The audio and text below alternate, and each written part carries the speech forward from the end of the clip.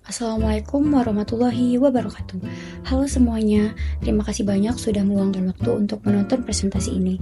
Nama saya Ananda Dita Nakia dengan NIM B100230454. Dan pada kesempatan kali ini saya ingin berbagi cerita tentang PT Catur Sentosa Adiprana Tbk atau CSAP yang tahun ini menghadapi tantangan yang cukup besar untuk penurunan laba bersih.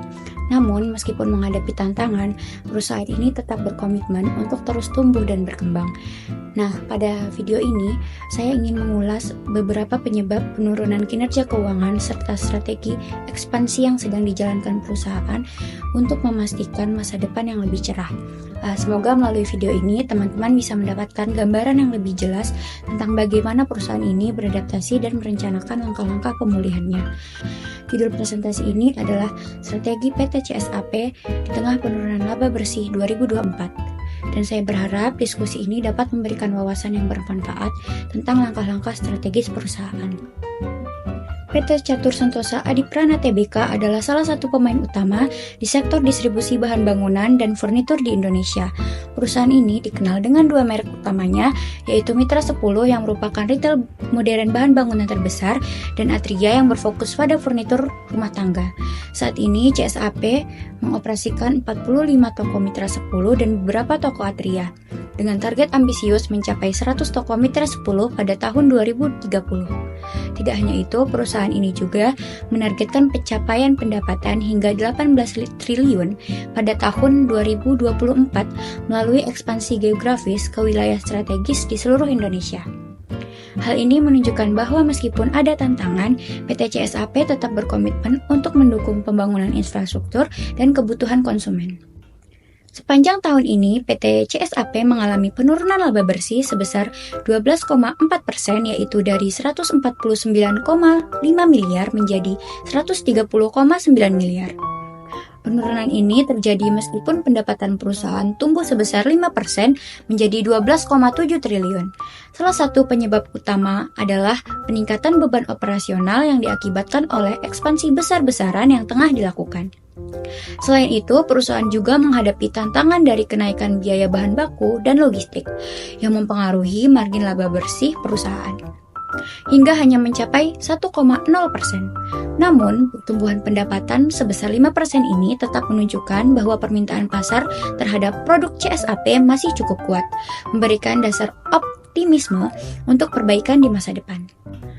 Untuk mengatasi tantangan yang ada, PT CSAP telah merancang strategi pemulihan yang fokus pada 3 pilar utama.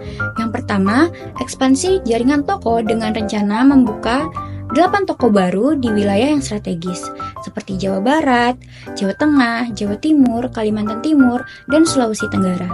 Kedua, optimalisasi operasional yang melibatkan peningkatan efisiensi distribusi dan diversifikasi produk unggulan untuk menjangkau segmen pasar yang lebih luas. Dan yang terakhir, target jangka panjang, yaitu mencapai penjualan sebesar 18 triliun pada 2024 dan 100 toko Mitra 10 pada 2030. Strategi ini diharapkan tidak hanya meningkatkan pendapatan, tetapi juga memperkuat posisi perusahaan sebagai pemimpin di pasar bahan bangunan dan furnitur. Sebagai kesimpulan, meskipun PT CSAP menghadapi tantangan berupa penurunan laba bersih, strategi ekspansi ambisius yang dirancang perusahaan menjadi kunci utama dalam upaya pemulihan. Dengan pertumbuhan pendapatan yang masih positif dan investasi yang strategis, perusahaan optimis terhadap perbaikan kinerja di kuartal mendatang. Saya merekomendasikan agar perusahaan terus tetap fokus pada efisiensi biaya operasional untuk meningkatkan margin keuntungan, memperkuat strategi promosi guna menarik lebih banyak pelanggan, serta melakukan evaluasi berkala terhadap pelaksanaan ekspansi untuk memastikan setiap langkah tetap relevan dengan kondisi pasar. Dengan pendekatan ini, saya percaya PT CSAP dapat kembali ke jalur pertumbuhan yang lebih baik dan stabil. Demikian presentasi yang dapat saya sampaikan mengenai tantangan dan strategi pemulihan PT Catur Sentosa Adiprana Tbk di tengah penurunan laba bersih pada tahun 2024. Perusahaan ini telah menunjukkan komitmen yang kuat untuk terus berkembang, meskipun menghadapi berbagai tantangan operasional dan pasar. Dengan strategi ekspansi dan efisiensi yang telah direncanakan, saya yakin dan optimis bahwa PT CSAP dapat mencapai target ambisiusnya di tahun yang akan mendatang. Saya akhiri. Wabillahi taufiq wal hidayah. Wassalamualaikum warahmatullahi wabarakatuh.